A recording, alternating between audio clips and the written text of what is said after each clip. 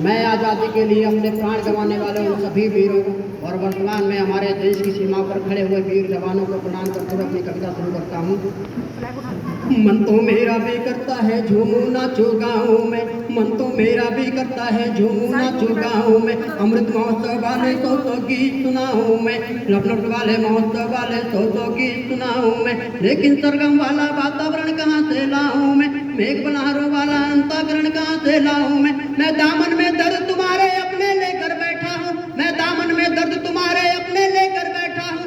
आजादी के टूटे फूटे सपने लेकर बैठा हूँ। घाव जिन्होंने भारत माता को गहरे दे रखे हैं, उन लोगों को भी गैर सुरक्षा के पहरे दे रखे हैं, उन लोगों को भी गैर सुरक्षा के पहरे दे रखे हैं। जो लोकतंत्र में चौथा स्तंभ कहा गया है, वही मीडिया आज गोदी मीडिया बनकर रह गया है। कभी सीमा पार तो कभी मोहरे क्या याद आते हैं, भारत के नंबर 1 चिड़िया नंबर 1 कहलाते हैं। बेरोजगारी के मुद्दे पर कभी कोई नहीं बोलता, प्रधान सेवक भी अब अपना मुंह नहीं खोलता। हरियाणा चल रहा है, मणिपुर में हिंसा जारी है, जातिवाद के जहर में जल रही जनता सारी है, जातिवाद के जहर में जल रही जनता सारी है। राजमहल के अंदर अहरे गहरे तन कर बैठे हैं, बुद्धिजीवी गांधी जी के बंदर बन कर बैठे हैं। इसीलिए मैं अभिनंदन के गीत नहीं गा सकता हूँ, मैं पीड़ा की चीखों में संगीत नहीं ला सकता हूँ, मैं पीड़ा की चीखों में संगीत नहीं ला सकता हूँ।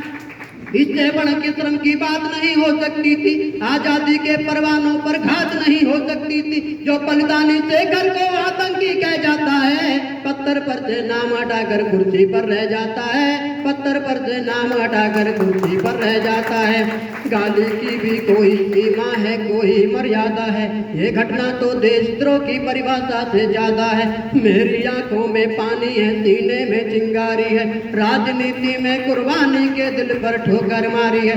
तारे राजनीति में कुर्बानी के दिल पर ठोकर मारी है। वोटों के लालच में शायद कोई कहीं नहीं बोला, वोटों के लालच में शायद कोई कहीं नहीं बोला, लेकिन कोई ये ना समझे कोई खून नहीं खोला। सुनकर बलिदानी बेटों का धीरज डोल गया होगा, मंगल पांडे बिरसोन की भाषा बोल गया होगा।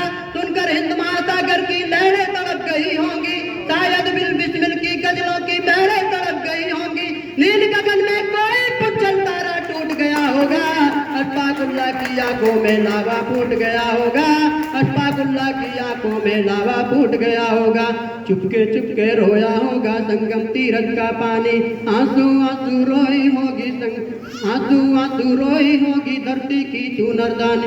एक समंदर रोई होगी भगत सिंह की कुर्बानी, क्या यही सुनने की खातिर फांसी झूले सेनानी, क्या यही सुनने की खातिर फांसी झूले सेनानी।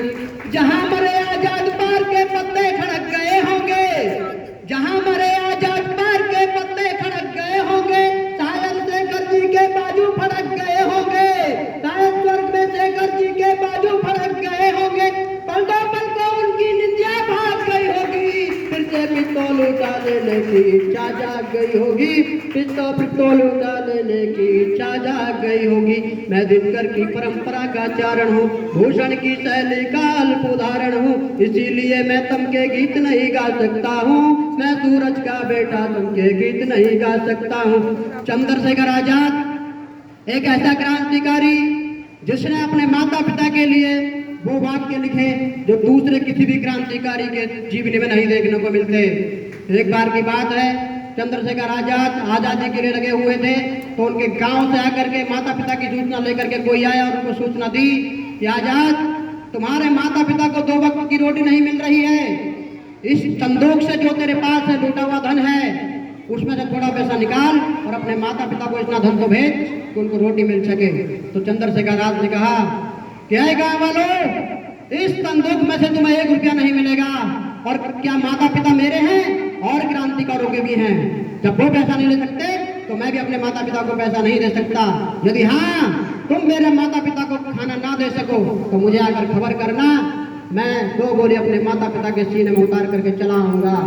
उस चंद्रशेखर आज को राजनीति आतंकवादी कह जाती है।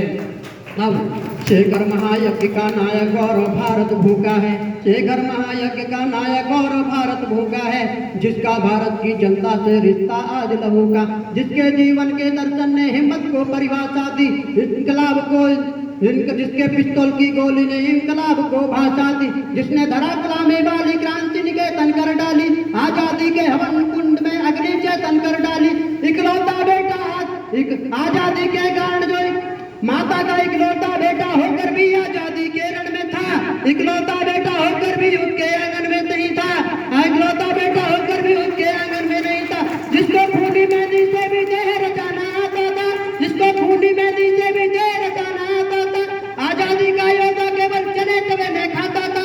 अब तो नेता पर्वत चढ़ के नहरों को खा जाते हैं, नए जिले के शिलान्यास में शहरों को खा जाते हैं, नए जिले के शिलान्यास में नहरों को खा जाते हैं।